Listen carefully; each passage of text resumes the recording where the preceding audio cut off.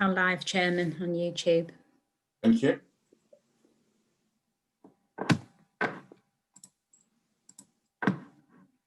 Adam's just sent a message through.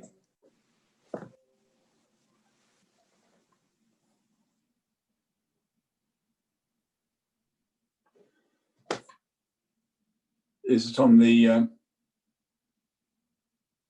Okay, ladies and gentlemen, we'll make a start. Welcome to this meeting of East Lindsey Executive Board on this quite dull, miserable evening. So welcome to councillors, officers. We do have a couple of exempt items this evening, which we will deal with later on, and welcome to Councillor Martin and Councillor Howard as well.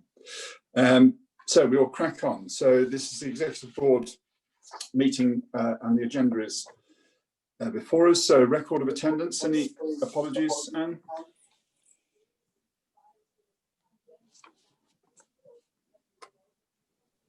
Thank you, Chairman. Apologies from Councillor Kirk, Councillor Foster, and I think we may have from Councillor Grist. Okay, thank you. Disclosures of interest. Any disclosures of interest from board members? I did have one on the Woodall Spa Parish Council asset transfer. I wasn't heavily involved in the discussions, but as it's been deferred, just for information, that has been deferred, that particular one. So going to minutes of the last meeting, which was on the 8th of July 2020. Is everyone content with those minutes? I'm taking silence as agreement. If there's any comments, please make them, or show hand on the participants page or shout out. So I'm taking that there's no comment, that they're acceptable. So I'm going to propose those. Could I have a seconder, please? Yes, I'll second them. Thank you. And just in terms of that, if there's no comment being made, we'll accept those, and everyone voting for that. Okay, thank you very much. Moving on to action sheets. Chief Exec, any comments on those, please? Just to say, Chairman, all the actions are shown as being complete. Thank you. And we move on to agenda item number 5, which is under the key decisions to be resolved by the Executive Board, and that's the updating the mortgage exemption clause to consider an amendment to the mortgagee exemption clause for affordable registered provider-led housing schemes to support the continued development of affordable housing in East Lindsey. Councillor Basket, I believe you're presenting that paper rather. I am, yes, I am. I'll just warn you that my internet's really bad. I have just gone out, lost it once. I'm only on one bar, so if you do lose me, it's not the fact that I don't want to be here, it's the fact that my internet is really bad tonight. So yeah, the mortgage exemption clause, we're bringing this tonight because the mortgage exemption clause allows its registered providers, which are housing associations, to borrow finance against affordable homes in order to develop more properties and make new affordable housing schemes viable. The amount lenders' banks are willing to lend against new affordable properties depends on the wording of the clause. Whilst the MEC used by East Lindsey District Council has been amended previously, our RPs are expressing frustration that East Lindsey clause is too restrictive and therefore risks stifling housing development in the area, which is not really what we want. The Council's Executive Board has been asked to consider making a further amendment to the clause to align with the clause agreed by the National Housing Federation. The recommendation tonight is that the Executive Board agree to amend the mortgage exemption clause for affordable registered provider-led housing schemes to support the continued development of affordable housing in East Lindsey. And the reason for this is the Council is not obligated to accept this clause, but must strike a balance between the risk and the strategic risk of driving away our partners, developers in the area. The key risk is that RPs may continue to develop new affordable houses schemes in the district due to funding difficulties and therefore scheme viability issues. This is a balance against the unlikely risk of these new properties being sold on the open market by the RP lenders following the RP becoming insolvent, which is very rare and we don't really know of a case that this happened to before. So please, we're asking you to agree this clause tonight, and any questions Michelle or myself will answer. Thank you. Thank you, Councillor Bogut. Just in respect of this, I know that we've looked at this before and had a position on it. I think that there is a risk, and we've assessed that through the briefings that we've had and understood those. I know, Councillor Fry, you had some concerns about this. Have those been dealt with in terms of your understanding of what we're being asked for? Chairman, yes, they have. I'd just like to say that my concerns are really just around the possibility that this housing could end up on the open market. I don't think that's very likely, and my concerns have been allayed. Thank you. Any other comments from councillors?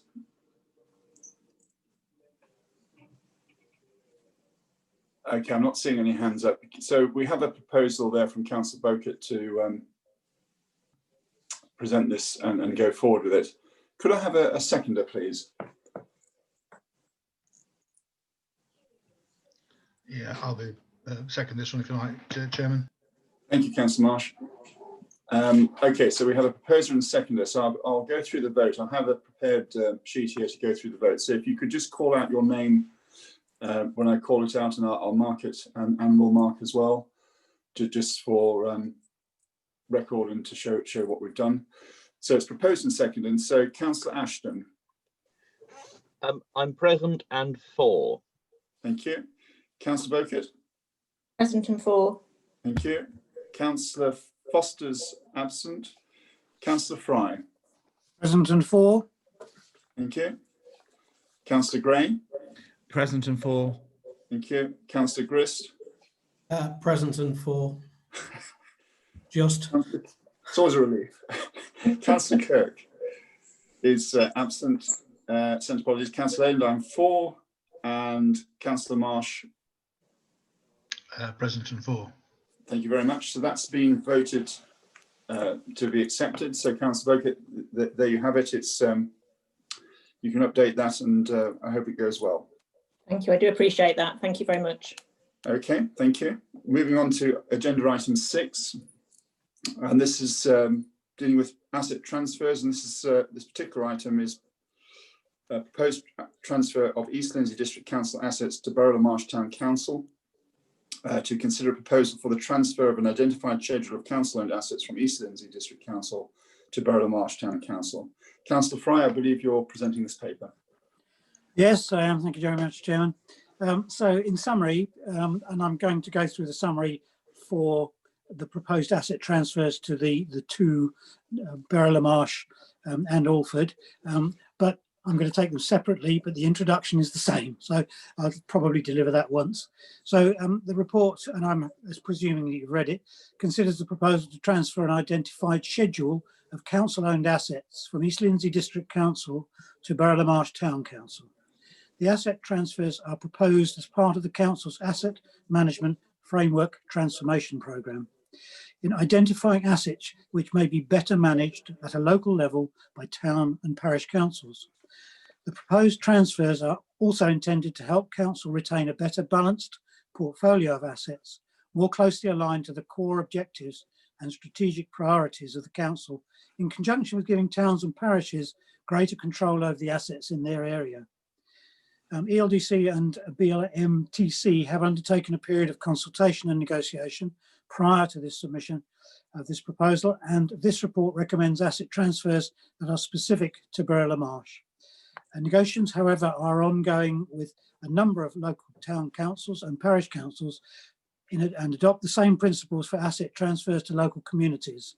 Further reports will be prepared for member consideration once negotiations reach for the agreement on the proposed terms for the transfers.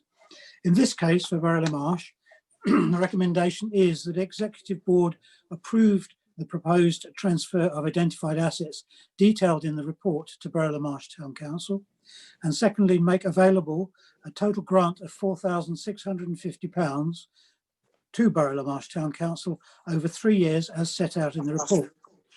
The reason for this is to support the aims of the Council's Asset Management Framework Transformation Programme in identified assets which may be better managed at more local level, combines assets represent limited value in strategic terms to ELDC, but have a total market value assessed at £107,500. The package of assets proposed for transfer will achieve a net budget saving, this is revenue obviously, of £6,182 per annum, although some fixed costs will still be incurred. The transfer proposal, however, includes a grant towards the running costs of £4,650 for the public conveniences. The net saving, taking into account the year one grant, will be £3,857. The package of assets proposed for transfer therefore represents an acceptable outcome for ELDC and is recommended for approval, given that the proposed transfer meets the objectives of the asset management framework and the assets have limited strategic value. I'd just like to note the fact that the asset schedule is shown in the report at subsection 1.6, and the asset value of those items is included in the report at subsection 1.7. And with that, I would propose approval by Exec Board of this asset transfer to Borough Marsh Town Council. Thank you, Chairman. Thank you, Councillor Fry. Any comments from colleagues on this paper? I know it's been to briefing. Councillor Ashton, thank you. Thank you, Mr. Chairman. I'd be very happy to second Councillor Fry on this one. I think we're taking an enlightened view of the District Council over these assets. They're termed assets. I appreciate in the report in front of us, it's an asset that has a considerable market value, but appreciating that these are community assets as much as they are simply something with a fixed price.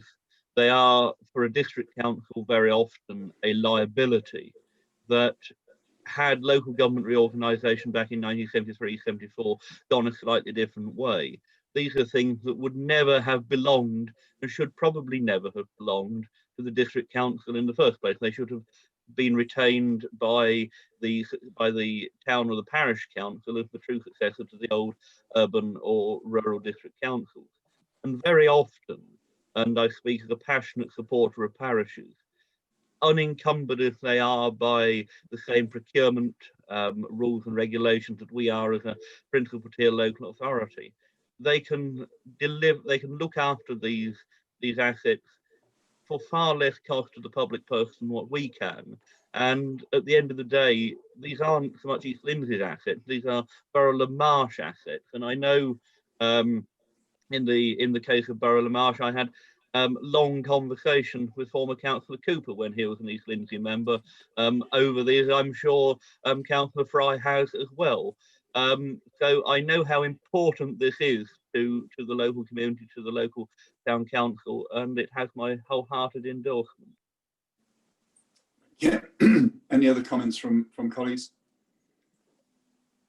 Just picking up on some of the points you made, Councillor Ashton, I think the principle of this is a healthy one for parishes and communities to manage locally those assets, and probably more effectively on a local scale, which is always good to see. So on the basis we have a proposer and seconder, if there's no other comments, I'll give you time to make a comment. We will go to the vote on that. Okay, so there's no raised hands, thank you. So item number 6, for those four. So Councillor Ashton. 4. Councillor Beaucourt. 4. Councillor Foster is absent. Councillor Fry. 4. Councillor Gray. 4. Councillor Grist. Yep, fully support. Thank you. Councillor Kirk is absent. Councillor Leyland, that's me, that's yes, support. And Councillor Marsh. Yes, support. Thank you very much. So that's proposed and seconded and fully supported. Thank you very much. So moving on to agenda item number 7. This is items to be recommended to the full council. So we've got the proposed transfer of East Lindsey District Council assets to Alford Town Council. Councillor Fry, I believe this is you again. It is, thank you, Chairman. With your indulgence, I'm not going to go through the introduction. Chairman, before sorry. Yeah. Sorry? Councillor Marsh. Sorry, Councillor Fry. Before we start, can I just take advice from Michelle? I'm the district council representing that area. I have had no involvement in the proceedings and the decisions, but I have had discussions with the town council about what's being handed over during council meetings, but no involvement in any decisions made. I would like to be part of the the discussion and the vote, if that's okay. If I may, Mr. Chairman, Councillor Marsh, yes, I can see no reason why you would not be able to. And in any event, whatever discussions you had prior to this with the council, the town council, if you're coming to this meeting with a clear and open mind and looking at the merits from your role as a cabinet portfolio holder member, then you're able to discharge that obligation of clear and transparent decision making. So I think for the reasons you've just described, you've set out why you're able to take part in this meeting. Thank you, Michelle. Councillor Marsh? Yeah, thank you. I can Pretty clear. confirm Thank you. I come with a complete open mind. Excellent. Councillor Fry, thank you. Okay, thank you again, Chairman. And I repeat, if that's okay, just so we're clear, with the indulgence of the meeting and councillors here present, I wouldn't propose to go through the summary of the rationale yet again, because it is exactly the same as for Borough La Marche. So if that's okay, I would get to the nub of the matter. And in this case, the recommendation is that Exec Board recommends to full council, firstly, approval of the asset transfer of the identified schedule of assets to Alford Town Council as detailed in the report, and I'm assuming that you have read it. And secondly, to make available a total grant of £9,750 to Alford Town Council over 3 years, as set out in the report. Now, the reason for this is to support the aims of the Council's asset management framework, as I've previously said, and the transformation programme, in the identification of assets which may be better managed at a local level. In current total value, the assets proposed for transfer is assessed to be £366,000. However, in strategic terms, these are considered to have limited to nil value. The transfer proposed also includes the grant of £9,750 towards the initial running costs. This is over a period of 3 years for the public conveniences, and this has been agreed with the Alford Town Council. The package of assets to be transferred to Alford Town Council will result in a loss of circa £4,418. That's a loss of surplus per annum, and a budgeted total pressure of £9,293 in year one. When taking into account the revenue support grant of £4,875. However, given that the proposed transfer meets the objectives of the asset management framework and the assets have limited strategic value, the transfer is considered to represent an acceptable mid to long-term outcome for ELDC and is recommended for approval. And again, the asset schedule is included in subsection 1.3 of the report as Appendix A, together with an aggregate asset value presented in Appendix B. And Chairman, I request that the approval of the board to take this forward to council. Thank you. So we have a proposer. Councillor, sorry, I'm looking for a councillor to second that, board member to second that, please. I'd be pleased to second that one, Chairman. Thank you, Councillor Marsh. Any other comments from board members? Given that we've gone through a similar process before, so we'll take it that we're in agreement. We'll go to the vote if there's no comments. And so this is the asset proposed and seconded to support the asset transfers to Alford Town Council. So working through the list, Councillor Ashton. Or. Councillor Barricott. Or. Councillor Foster's absent. Councillor Fry. For. Councillor Gray. For. Councillor Grist. Yeah, for. Thank you. Councillor Kirk is absent. Councillor Leyland, I'll support. Thank you. Councillor Marsh. For. Thank you. So that's fully supported. Thank you, Councillor Fry. Moving on to agenda item 8 is deferred, and we now move on to non-key decisions, and that is agenda item 9, and that is the proposed coastal zone local development order. Councillor Ashton, I believe you're presenting this. Thank you very much, Mr. Chairman. Members will be familiar with this local development order, it having been discussed at various points over the last few months. It's a local development order which is specifically part of this council's COVID economic recovery measures. Some of the things that we can do as a council to help and support businesses which are and businesses and jobs and livelihoods which have been put under great pressure due to the COVID lockdown, particularly at the beginning of the year. We all know the challenges presented by the seasonal nature of our coastal economy and the dependence on those jobs and businesses and livelihoods on having a full season and a good season to see them through what are usually the closed periods. And obviously that wasn't able to happen for the first chunk of this year's season. So we have this local development order that looks to extend the operational period of holiday sites across the coastal zone. And I think this makes for a huge opportunity for those businesses potentially to invest in staying open for longer and offering something for their customers through to Christmas and New Year. I appreciate that there are comments that have come from the Environment Agency and Lincolnshire County Council that draw attention to the flood risk, and that's underpins their reasons for objecting. I'm sure we fully appreciate and understand at East Lindsey where the Environment Agency and our partner organisations are coming from, as effectively that is their remit, that's the remit that they've been given by government to flag these things up.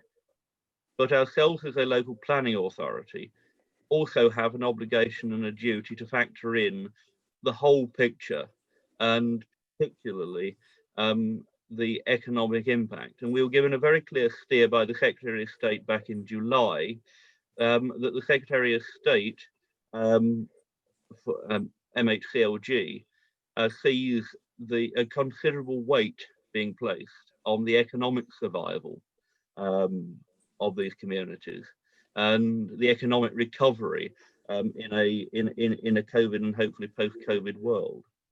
And hopefully you've all had the opportunity to read through the papers, read through the recommendations, and read through the text of the LDO. I draw attention to page 22 and paragraph 2.2, which states very clearly that before any business or site may take advantage of the local development order that we're proposing to introduce this evening, they have to bring forward a site-specific flood risk assessment and an evacuation plan. That is a very clear benefit and a very clear mitigation to the issues of flood risk which we all clearly know about. In addition to that, having listened very carefully to the issues and concerns that have been raised by partners, having discussed this thoroughly at our planning policy committee for East Lindsey, having discussed very thoroughly with industry and the site owners and operators, what I would like to do, in addition to the recommendations that you have before us this evening, is to make a small change that limits the intended period of operation from 12 months, which you'll see at schedule 2 1.1 on page 20. It says any time of the year. I'm not going to get bogged down into delete this text and insert here, but I would like your consent this evening to restrict the operation of the local development order to the 1st of March to the 5th of January.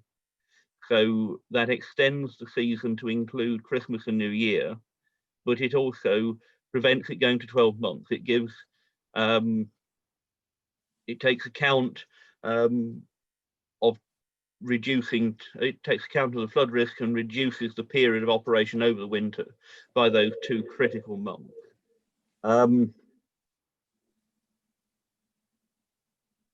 And And with that, Mr. Chairman, I think that covers all of the substantive points on this.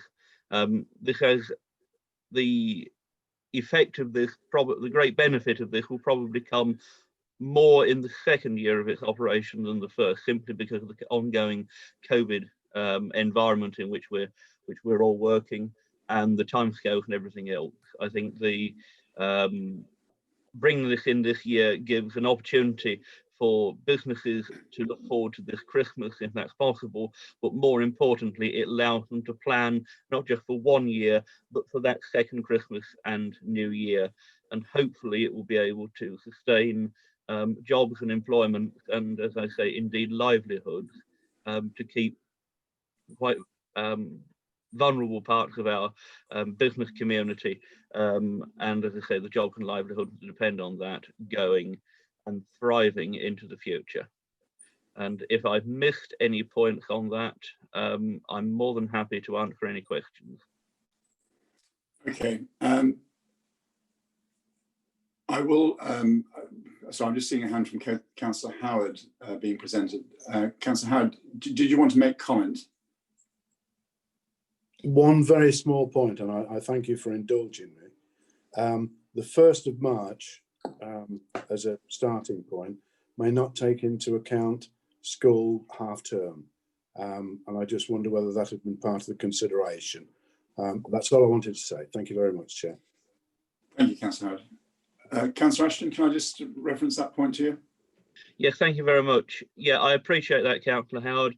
I think, having debated this at some length and with different partners and players, yes, the February half term would be a nice to have, but I think in terms of getting the right kind of compromise and the right kind of balance between flood risk and everything else, 1st of March to January goes a very long way to achieving what we're trying to do and what owners and operators are trying to do. From the responses we had with the working group, owners and operators would be satisfied with the 1st of March. Effectively, many operators rely on a closed period over January and February anyway to do site maintenance and refresh and refurbishment. And there just doesn't seem to be the appetite at this time to go for either 12 months or to include that February half term. I think it would be a good thing to do, but it feels a bridge too far at this stage. The other thing I would add into there is that members will be familiar with the Fantasy Island local development order, which we presented a couple of months ago, and that included a season that ran 1st of March to the 5th of January. And one, separately to what we're doing here with the local development order, there is a very real risk that comes from the confusion that's presented by different sites operating on different occupancy conditions. We have sites that have been operating, say, for 30 odd years. Some of those may have 3 different occupancy conditions on any one site. And that's something that we are hoping to address through different routes. So I'd caution against introducing yet another variation on this local development order. Okay, thank you. I appreciate the question, Councillor Howard, and the response. Thank you. Just in respect of where we are, this is not without its challenge, and given that we do have to work with partners going forward, the amendment change is actually fully understood by the Environment Agency as we met today. So, Councillor Fry, you had your hand up. Yes, thank you, Chair. It's just that I, as an ex-portfolio holder for planning, and I think as an ex-employee of the Environment Agency, indeed, I do understand the toing and froing that's gone on in respect to this, but I do believe that it's one of the most important initiatives that we can take forward to support economic recovery in the district, and particularly in relation to the fact that the coastal zone is an area of deprivation. I think it's really important, and I just want to say that I will fully support this initiative and be quite happy to second the proposal if necessary. Thank you. Any other comments from councillors before I ask Tim Leader just to make a brief comment on where this is at? Thank you. Tim? Chairman, thank you. Well, you may recall that when Mr. Edwards gave his masterclass on how to deal with local development order applications, or rather proposals, in respect of Fantasy Island, he was required to address some important representations that had been made quite late in the day by a number of people, but notably the Environment Agency and Lincolnshire County Council. And I'm pleased to say that both the Environment Agency and Lincolnshire County Council have kindly provided us with a very full set of representations which amount to objections in each case, both of which have come in relatively late in the day, but which, with the help of external solicitors, we've been able to give full consideration to.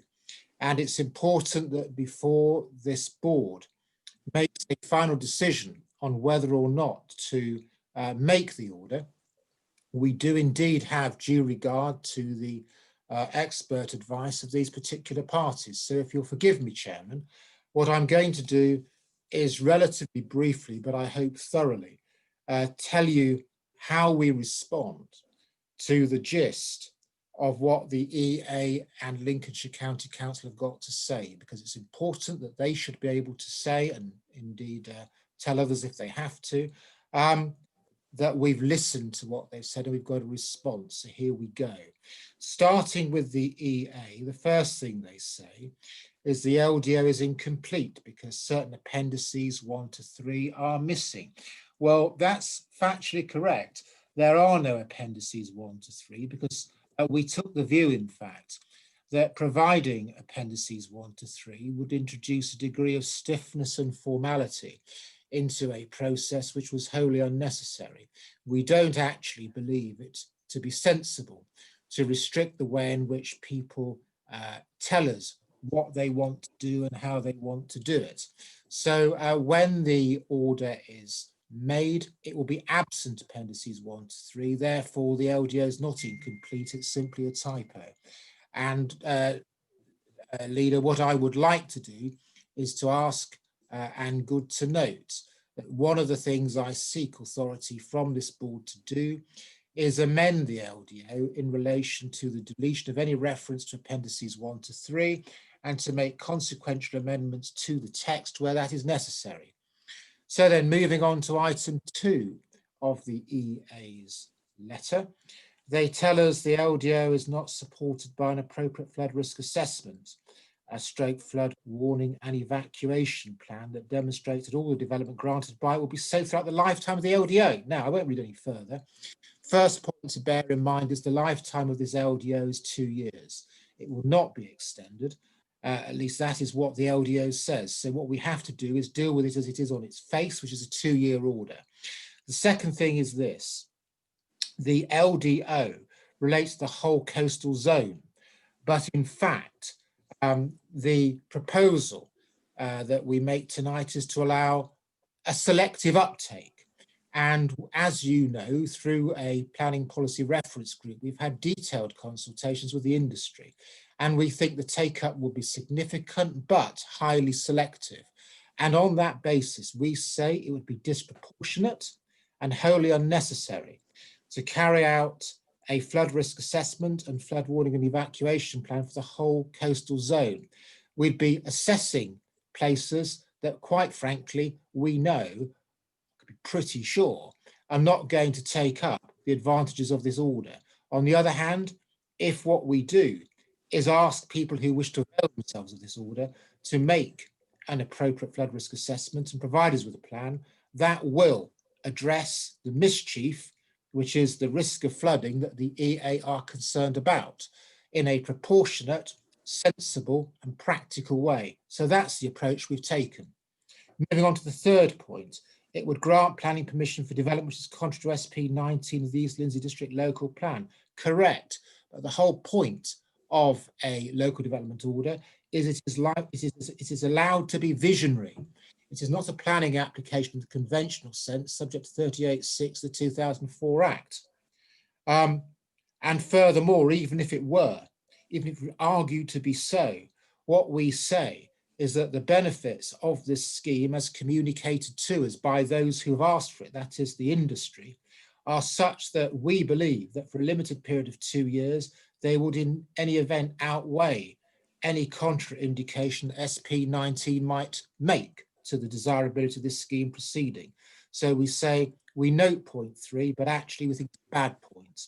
Moving on to the 4th point, we're nearly through it.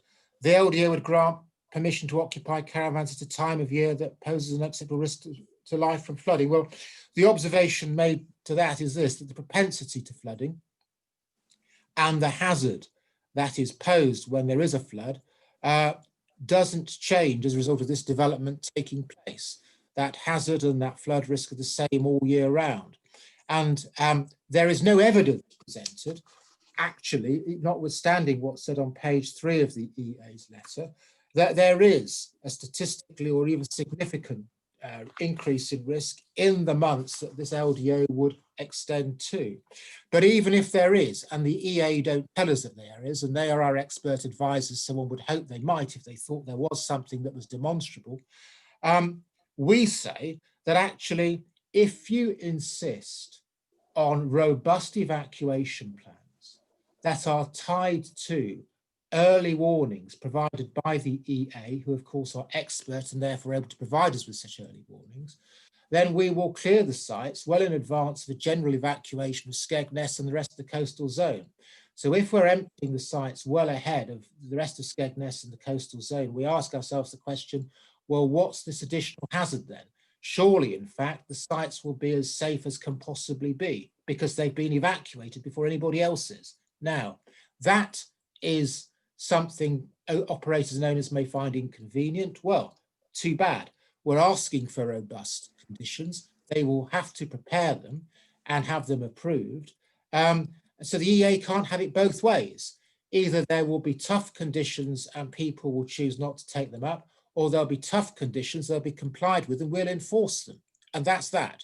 So we say, we note what's said about 4. We don't see it proved, but in any event, we believe that robust conditions, robustly enforced, avoid an unacceptable risk to life. 5th point, LDO includes an unacceptable deemed discharge clause. I agree, it does. They are right.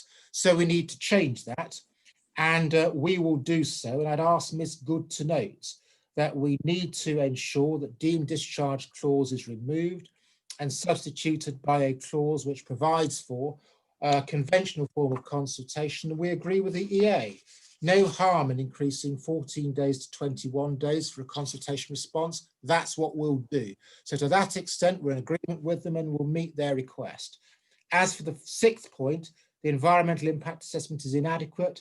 We don't agree with that. The environmental impact assessment is a matter of planning judgment. Our expert planners have taken a view. They have been reviewed in that exercise by our specialist firm solicitors, Squire, Pass and Boggs. They've looked at it. They are satisfied that our environmental impact assessment is robust. So that disposes, I hope, satisfactorily of the EA's response. There are some changes we need to make to the LDO as a result of what they say. Hopefully, we'll do it. Moving on very, very briefly to Lincolnshire County Council. I say this about their letter. They say a lot of very helpful and sensible things, but unfortunately, they get off with a false premise, which is that the LDO will effectively move the controls around any form of development in high-risk coastal areas. And they say the effect will be effectively permanent. Well, wrong on both scores. We don't authorise any form of development in the coastal zone, and we're definitely not dealing with something which is permanent. So if one takes the view that the County Council have got on the wrong foot, one has to bear that in mind as one reads the rest of what they've got to say. I'll deal with this in this way. They comment about public health. They say that we'll need to ensure that these sites don't pose an undue burden on local healthcare facilities. Well, since the level of occupation will be no greater than that in the summer, and these places cope perfectly well in the summer, we say that in actual fact, we do not think that ought to pose an overriding constraint on the grant of the order. That's all I'm going to say about that. As for emergency planning, as you know, Leader, I met with representatives of the Lincolnshire Resilience Forum and indeed the Deputy Chief Constable. We discussed emergency planning. What I can tell you was the LRF indicated an opposition in principle to this, but then told me that if it came down to it, they could certainly come up with proposals that would provide for evacuation. As it happens, they won't need to, because we will have robust conditions that require operators to put in place those provisions. But insofar as emergency planning needs to be put in place, I'm quite sure our colleagues in the LRF can do that. Final point, it's said sufficient impact, sufficient consideration given to the impact on the local highways network, to which we say, well, the local highways network copes perfectly well in summer. We'd be very surprised indeed if it couldn't provide for safe evacuation in winter when the roads are a lot quieter. But in any event, if Lincolnshire County Council needs to carry out a detailed transport assessment, it's perfectly able to make relevant assumptions and do so. The fact that they haven't rather suggests to me that they know it's not actually going to be worthwhile to do so, bearing in mind the first point I made under that head. So all in all, we would thank both EA and LCC for their thoughtful and helpful observations, but respectfully disagree. Okay, thank you for that summation. That's very helpful. And I think that in terms of the process of what we have to go through, it's important that we hear those comments, objections and concerns. And on the basis that we're voting tonight, taking in the point that Tim's made, that we need to give Tim as lead officer in this the power to change those matters and amend as needed. That's part of the vote tonight. Okay, Councillor Ashton, did you want to come back? Yes, first of all, thank you very much, Tim, for a very eloquent and detailed review of everything that the Environment Agency and LCC have said. And you're absolutely right. We need to have assessed and appraised ourselves of all of those details in making the decision. I was going to ask if we have properly made note of the change to March to January, and that can be reflected in what we're asking and what we're voting on as well, please. Yeah, thank you. That's a fair point. I think as Tim Leader was at the meeting this morning, I think that's very clear that needs to be included, and also your suggestion that that's amended tonight. Okay, so we've had a proposer in Councillor Ashton and seconded by Councillor Fry. I would like to take this to the vote if there's no more comments from colleagues. This is a serious matter, one that affects the economy, businesses, and of course we are dealing with the safety of visitors and residents. So we take this very seriously, and I welcome the appraisal from Tim Leader of the objections and our counter to those. So we have a proposer and seconder, and I will now go to the vote. So if you want to make your comments known as I go through the voting. Right, let me just find the sheet that we're working off. Okay, so Councillor Ashton. 4. Councillor Beaufort. 4. Councillor Foster absent. Councillor Fry. 4. Councillor Gray. 4. Councillor Grist. 4. Councillor Kirk is absent. I will support. Councillor Marsh. 4. Thank you very much. We now move on to item 10, which is the Skegness Gateway, to consider the principle of developing a sustainable urban extension on Wainfleet Road, Skegness, known by the working title Skegness Gateway, and authorise its delivery through a local development order. Councillor Ashton, I believe this is your paper to present. Thank you very much. You'll be fed up of hearing from me by the time we finish this evening, so my apologies on that account. Skegness Gateway, to members of the Executive Board that have been around far longer than I have, you'll be familiar with plans being around and talked of for what is effectively the Skegness Gateway, the Skegness Sustainable Urban Extension on Wainfleet Road on the A52. There have been plans and ideas for this around for over a decade, maybe a decade and a half, which have surfaced, bubbled away and not yet come to fruition. But what we have here is something that, underpinned by the town board, is a private sector led, private sector driven initiative that looks to seriously deliver this and deliver it with quite breathtaking timescales. I'll take the paper as read, except to highlight that it extends to 136 hectares, which is a significant chunk of land between the existing business park, the railway and the A52.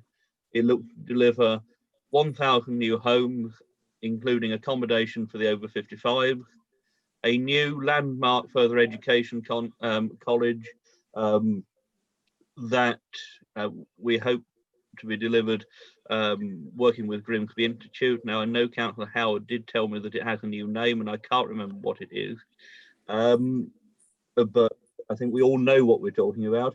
A crematorium and around 18 hectares of business employment and industrial uses, retail and commercial development.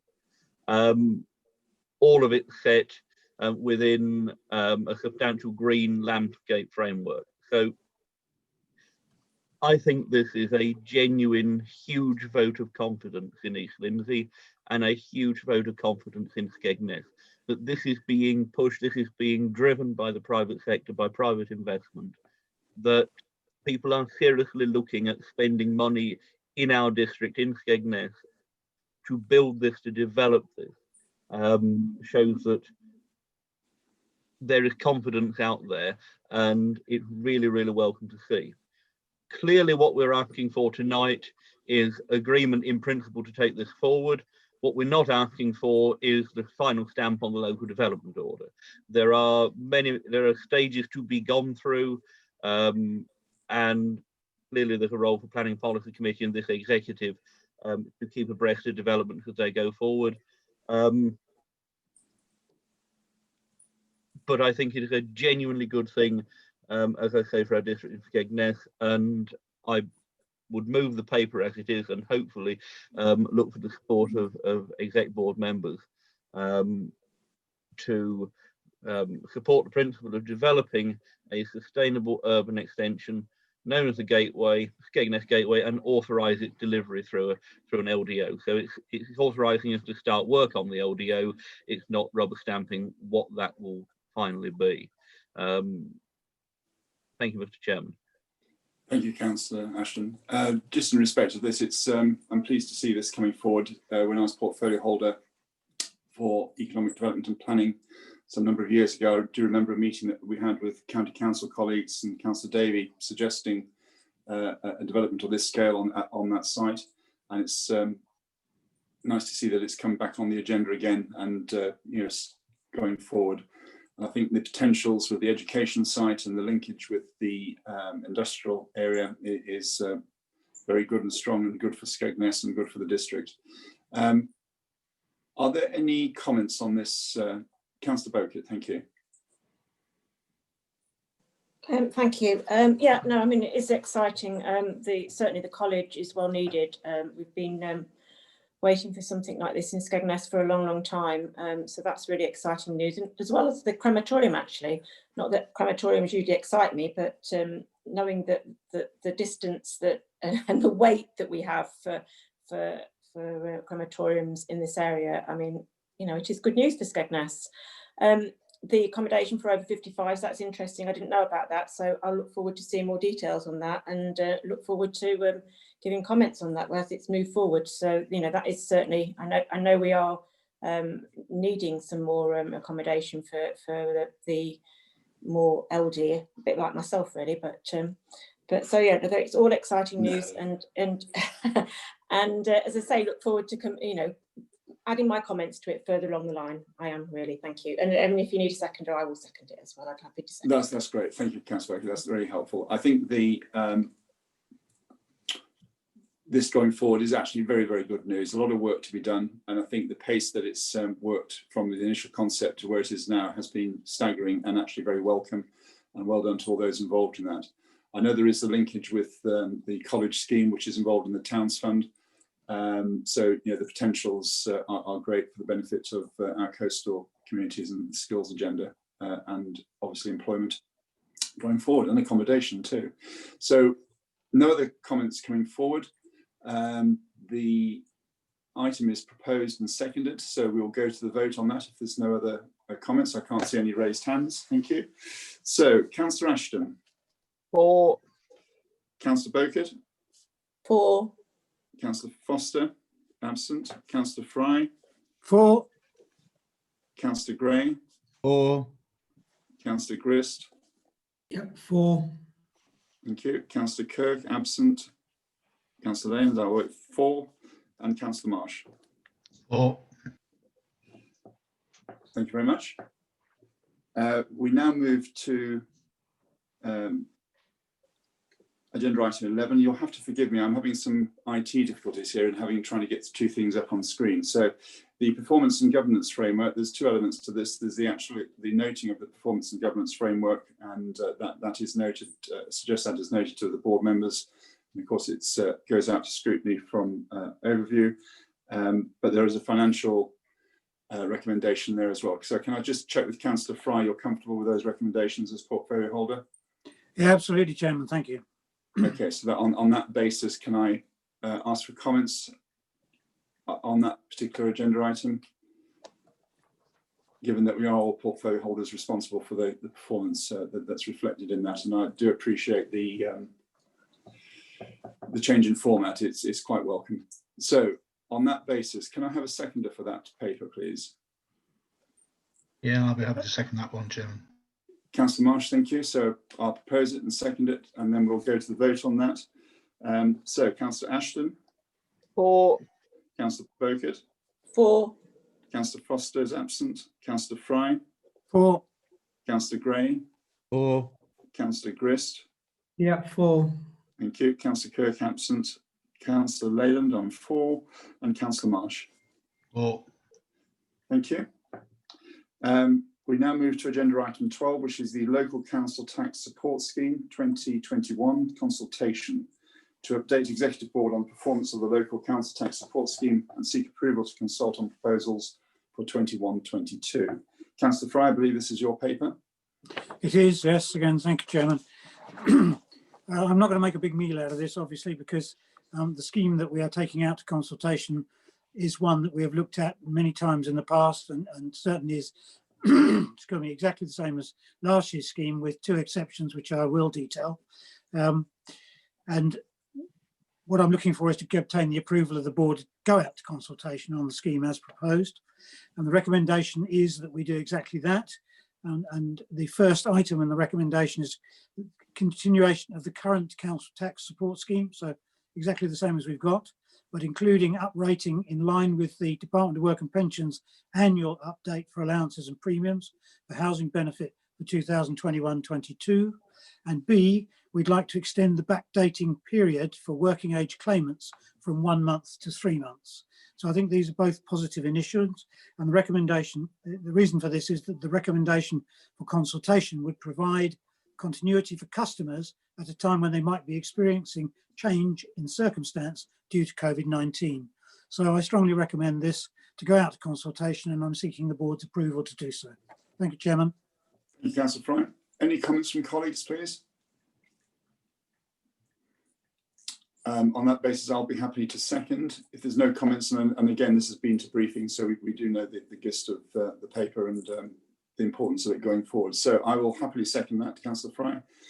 So on the basis that there's no comments, I can't see any, we will go to the vote. Okay. So, Local Council Tax Consultation Scheme 4. Councillor Ashton. For. Sorry, should I say for or against, not preempting how you vote. So that's 4. Councillor Beaucott. For. Thank you. Councillor Foster's absent. Councillor Fry. For. Councillor Gray. For. Thank you. Councillor Grist. For. Councillor Kirk is absent. Councillor Leyland, I will support, and Councillor Marsh. Or Thank you very much. So that's passed. Thank you, Councillor Fry.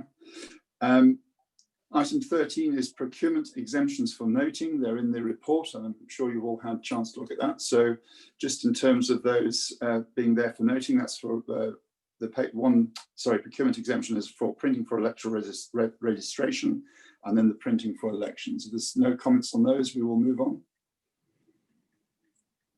Okay, thank you. We come to the date of the next meeting.